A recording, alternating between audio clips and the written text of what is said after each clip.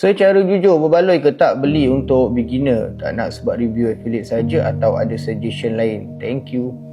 Okay, so untuk komen ni secara jujurnya lah, sebab apa aku ada mesin kopi sendiri dekat rumah. Salah satu sebabnya adalah aku memang jenis yang memang kata boleh hardcore dalam minum kopi ni kan. Jenis hari-hari minum, pergi kerja minum, balik kerja minum, tengah kerja pun kena minum kopi So sebabnya ada mesin kopi ni adalah sebab untuk senang lah. Macam contoh kita nak handle macam nak kopi berapa banyak, susu berapa banyak, so itu salah satu sebabnya lah.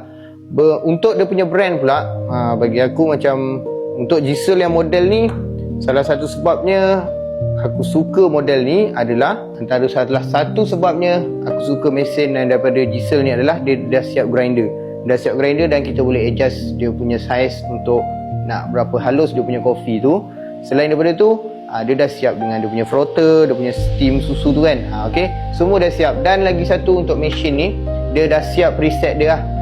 Contoh untuk double shot, untuk single shot, kira macam kita letak cawan bawah ni, kita tekan saja dan dia dah boleh terus on, terus jalan dan kita boleh terus minum. Jadinya kalau ditanya pada akulah, okey tak okey mesin ni kan, bagi aku tak ada suggestion lain lah selain daripada mesin ni. Sebab sebelum ni pun aku ada mesin kopi juga daripada Giselle, tapi yang tu yang kecil sikit lah, yang dia punya bar tak sebanyak bar yang untuk mesin ni, dan dia tak ada grinder macam ni. Okay, so setakat ni aku puas hati lah, sebab aku pun dah repeat guna produk daripada Giselle. Dan lagi satu, Giselle ni antara jenama yang lama tak lama tapi dia adalah, dia maintain dalam pasaran coffee machine ni, daripada yang rumah punya dan juga kepada yang industri punya. Dia orang pun dah start buat yang mesin untuk industri. Okay, so kalau nak dapatkan mesin kopi daripada Giselle ni, ini bukan review yang macam orang kata review ala nak bagi laku kan, tak ada sebab ini review